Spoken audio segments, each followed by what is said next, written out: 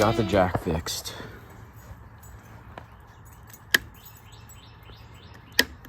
Oh yeah, it's got to be plugged in. Let's see. So we're here. We get our trailer plugged in and bam! We got some lighting. Check that out. And that means that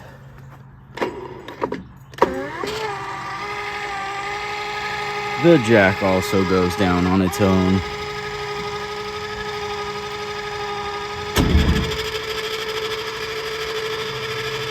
Just got to be plugged into a vehicle.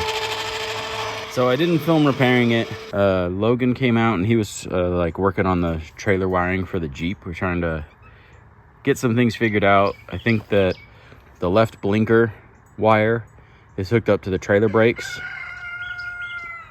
and then the trailer brakes is subsequently the left blinker, because when you hit the brakes, the trailer brakes work, but also when you hit the left blinker, the trailer brakes work, which means it's the signal for the left tail light from the Jeep is also wired to the trailer brakes. So we'll get that figured out. But Logan was working on it, so I came out to hang out with him and mess with him, and just started kind of tearing into this thing, and it turned out to be real easy. So I went ahead and did 2 dedicated wires. We did a hot and a ground. Technically the jack is grounded to the trailer just by being attached to it, but since I was in there, I wanted to run 2 wires. I already had to run wire. This switch wasn't hooked up at all, and neither was the light, so I ran some wires from the light to this switch, then ran the ground off of there. The wire for the extend and retract was like all the wires, the hot in and both the hots out to go to this switch, were all on one side of a breaker. Like there's a little breaker inside here. And so I went ahead and rewired that correctly. We just ran the wires down the post here, and then I ran them through this coil. So then actually inside the wiring harness for the trailer, there's now a purple for hot, because that's what I had, and a black for ground that is, well, into the truck. So that means we got 12 volts from the truck that now means this can run. Gonna make it real nice and easy for hooking up in a hurry. Today, we are hooking up the trailer to take it into work. The last of the flood relief stuff that's at the bunker, there's still some supplies and things. So getting with Clint and Jenna, and we're gonna use this trailer to get all that stuff hauled away and donated and where it needs to go, and helping people that were affected by the flood. And then after work, I'm gonna load up all the pallets first thing tomorrow morning. Before work, we're gonna go sell some pallets and see what kind of money we can make. Just got back from dropping off all the flood relief stuff for the last trip, so I got the trailer with me. My plan was this afternoon to load up all the pallets that we have. We got like all that stack right there. We have all that stack right there. And just so happens while we were out dropping that stuff off, we got our new box delivery. 2 things. Awesome, we have branded boxes again. So you guys know that we switched tape to like paper, and it gets wet and then it glues on there. But it doesn't have our name on it, so then we ordered boxes that have our name on it. These things are freaking awesome. So most importantly, we got our boxes. Secondly, I got like 1, 2, 3, 4, 5, 6, 7 more pallets to take. So after work today, well, first we have to get all, I think it's 7,000 boxes loaded in here. This is where we store all our boxes.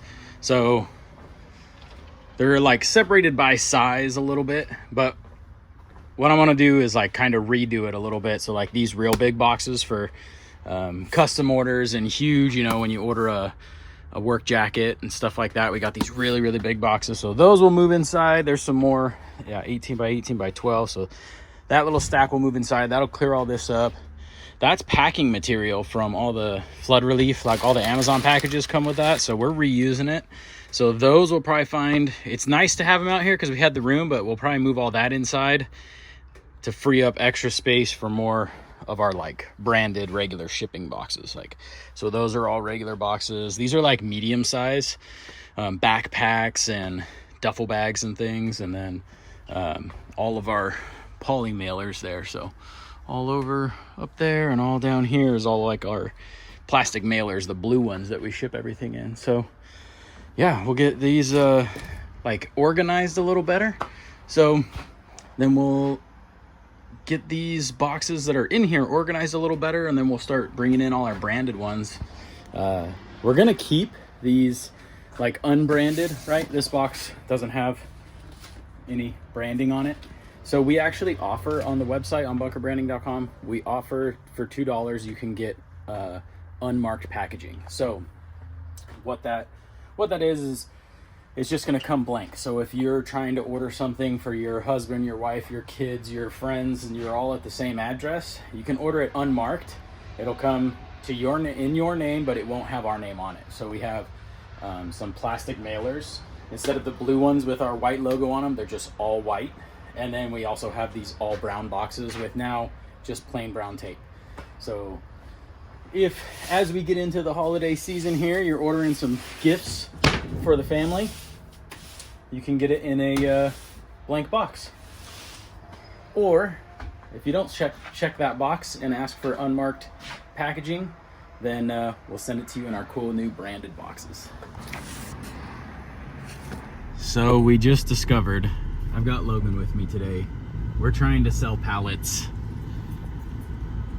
And this is how valuable they are, apparently. We just went to one place that I have sold pallets before, and they want me to do like now it's different, a W-9, fill out a W-9, and then I could pick up my check, but I can't get my check until tomorrow. We're all the way, we drove an hour to get here, like into San Antonio. I called a bunch of places. Some of them are out of service. Some of them are not buying pallets. This place technically said they're not buying pallets, but I was already here and I've sold them pallets before. So they said they would buy them from me, but I got to fill this out and they'll get me a check tomorrow because I'm not in the system. So we're trying to find other places, calling people. I sent one guy pictures. You know, now we're expanding outside of San Antonio, and this guy, I sent him a bunch of pictures, and I'm like, we're gonna start driving there. There's 2 more places near him. Like, let's just go try. As we're leaving the pallet place, the first pallet place, we just saw those 2 pallets laying in the middle of the street. That's how valuable pallets are right now. Yeah, oh, I didn't even tell you guys yet. They offered me $1 a pallet. Last time I sold pallets, it was between 2 and 4, and I think I got $3 per pallet. And this time they're offering me $1 per pallet. This sucks. This is costing us money today, for sure. But I'm gonna go back. Instead of driving all over town, I'd rather sell these pallets to the place that said that they would buy them for $1. Come back tomorrow and pick up my check, I guess. Just takes 4 hours because I got to drive back tomorrow. I wonder if I can get them to mail it to me. Like, I wonder if they would like take it out of my pay, like my check, my payout, if they mailed it to me. I guess we'll have to ask. But yeah, instead of driving all over San Antonio more, we're gonna go sell these pallets back to this place. I don't know, I drove away. Maybe when I drive back, they'll be like, nope, you missed your chance. Get out of here, we don't want them anymore. Hopefully they buy them though. All right, I'll let you know how it turns out. I like take a little video while he's unloading.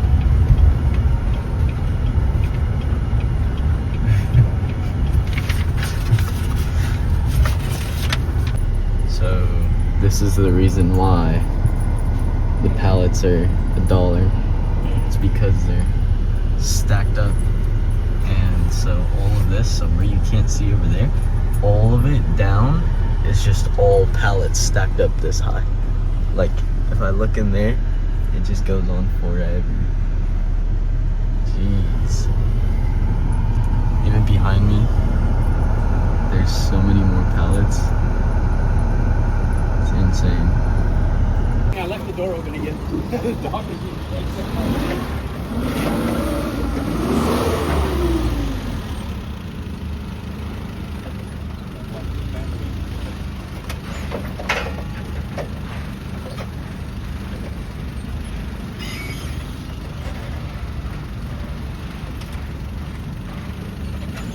normally when they're newer, I'm able to get it from the bottom and just push them up.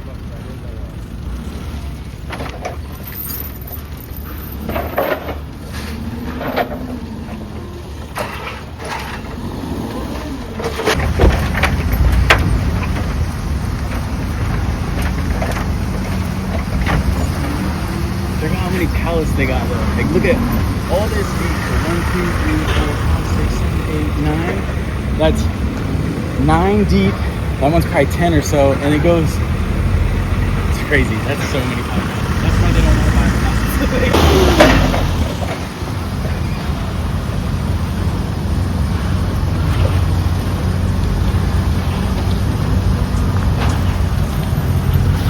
There's the last of the pallets. So we're all set? Awesome. What was your name? My name's Rudy. So Rudy.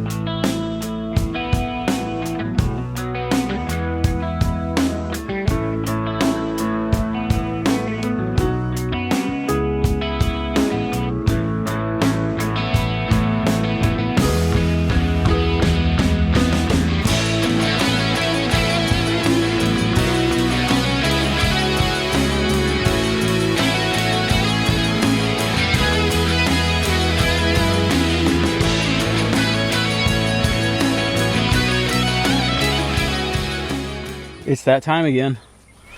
We are going camping.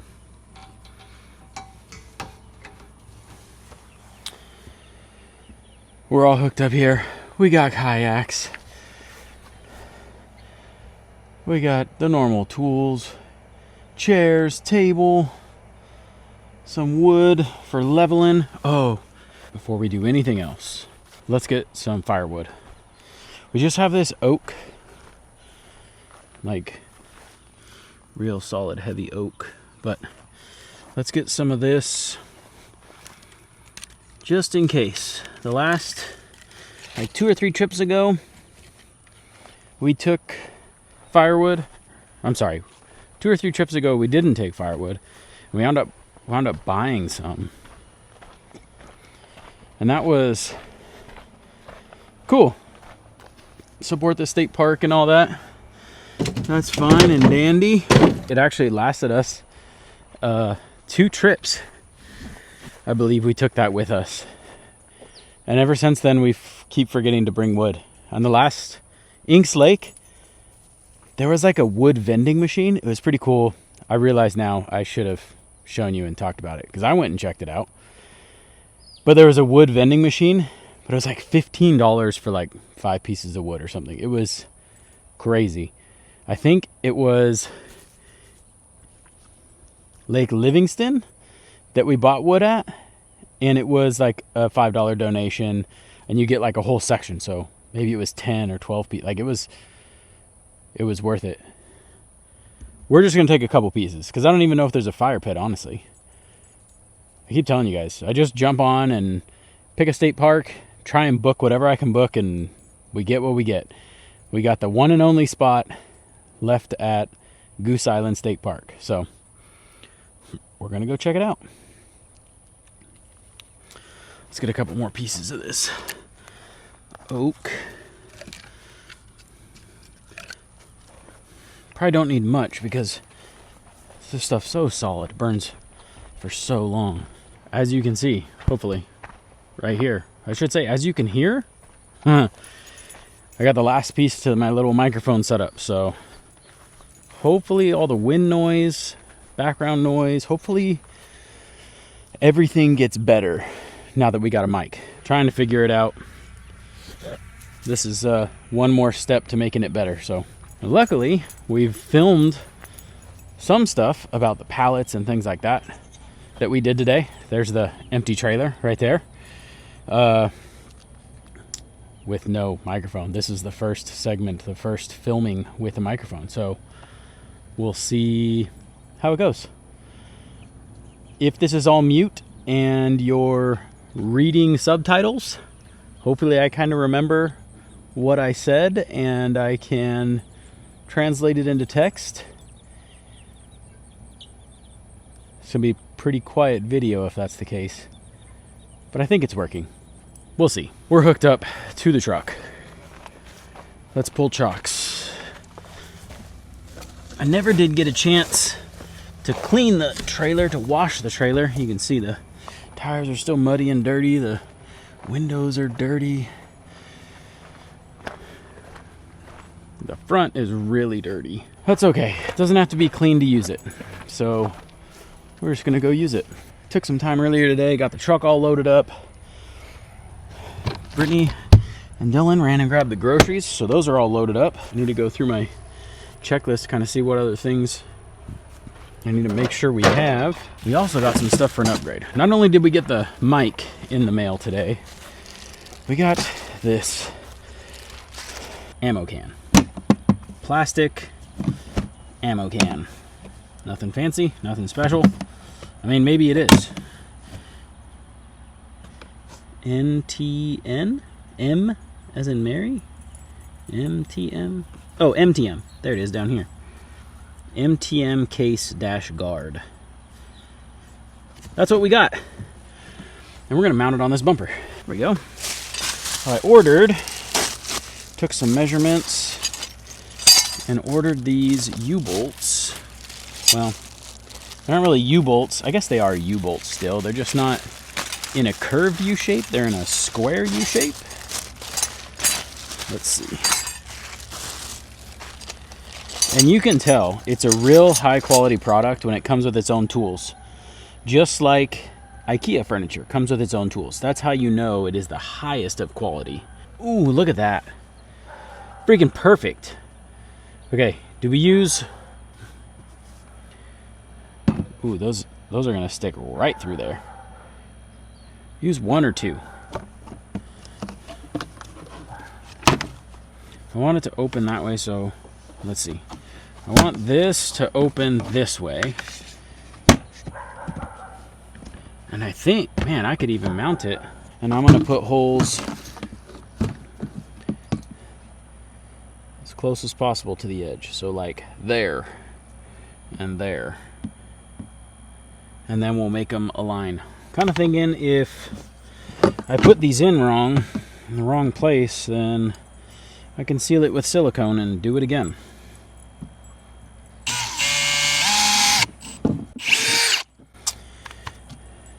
So hopefully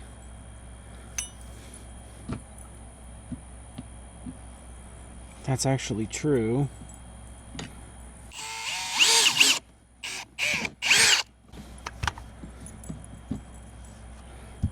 Nope, bigger. Well, just to make sure that they actually fit anyway. Could that work? Yes. Would it be better if this was bigger? Yes. We're up to 25/64. America.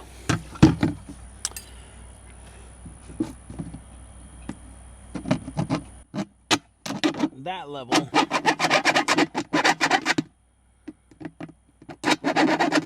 Hey, look, now it's the perfect size. Crazy how that works.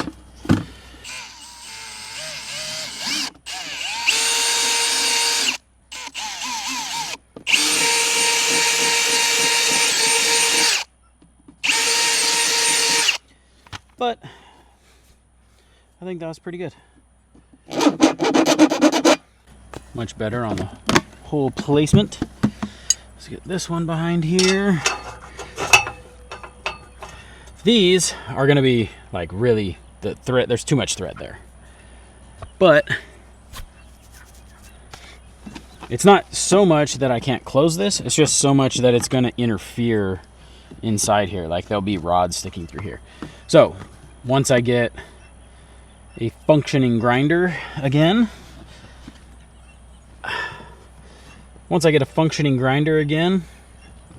then I will trim these pieces, these long studs off, all this thread off of here.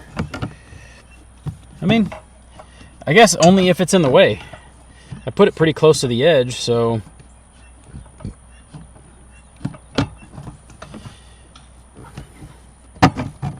there we go. Got this. I put the bolts pretty close to the edge, so like if they don't interfere with anything, then I think we're good. Let's see, I really do want it off to this side.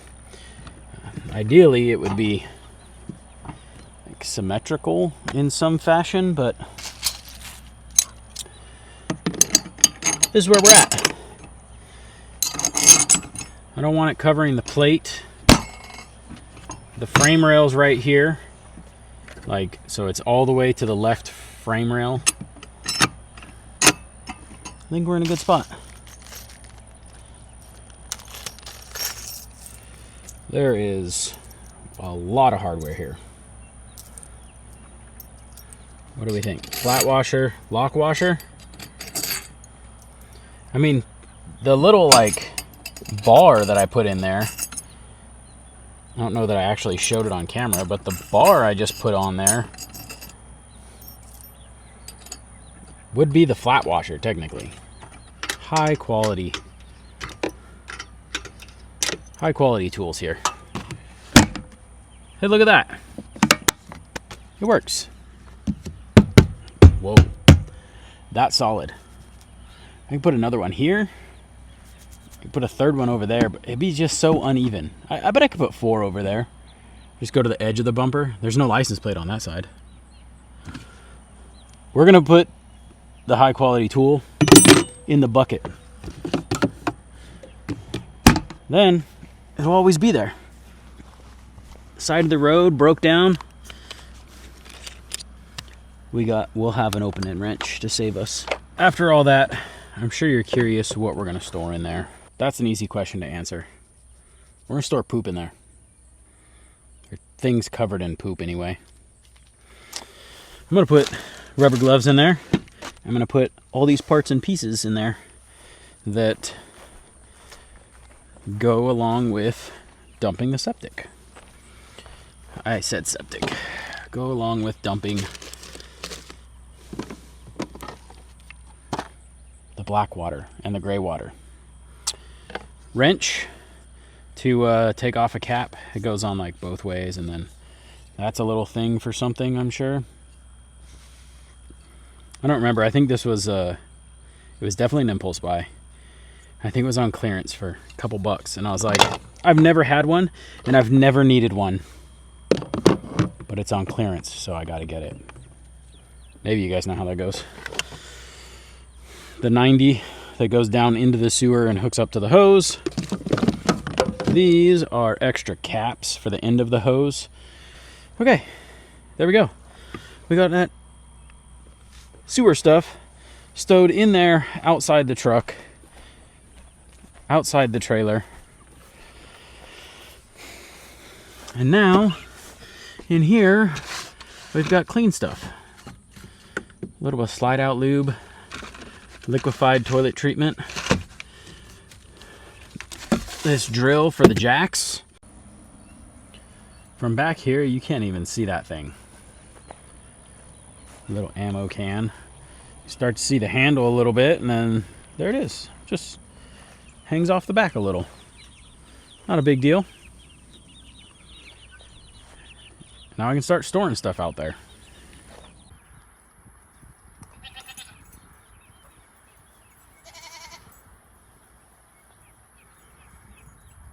Turns out she can't get out. But she sure does like to stand up there. Good thing we fixed it.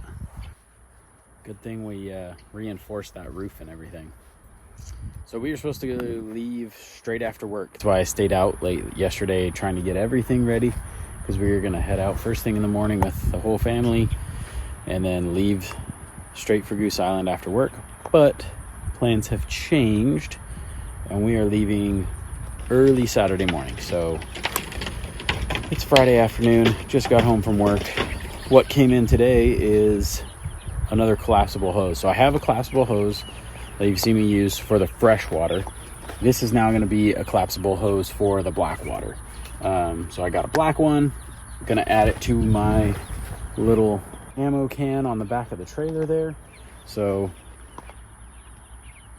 this is going to be for flushing the black tank. So when you're at a dump station, there's typically a hookup for water, and that's to hook up here in our situation, and it shoots like, I guess, like sprinklers, basically like sprinkler heads inside the tank, the black tank, and it kind of sprays all the walls and fills it back up with water and all that. So this hose will go from the water connection to there.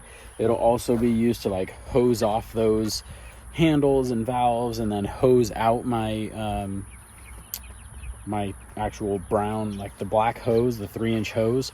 I'll use this to rinse it before I put it away and stuff. So this has definitely been needed. I was using like a 50-foot regular hose, and it's just big and bulky. So this is 15 feet and expands to 25 with this little mesh outside. This one's actually Black & Decker. It's got plastic ends. I don't know how I feel about that, but it says lifetime warranty, and these are replaceable. They come on and off. So like, I'll probably use it for a total of 17 minutes in the entire year of 2026, you know, because you only need it a minute at a time every time you dump. So I think it'll be fine. I think it'll last. I'm just gonna throw it in here. You know what I need to get for it is like an on-off valve. I mean, usually you're so close to the spigot, you can just crank it on and off, but I should get a on-off valve for that hose. We'll see.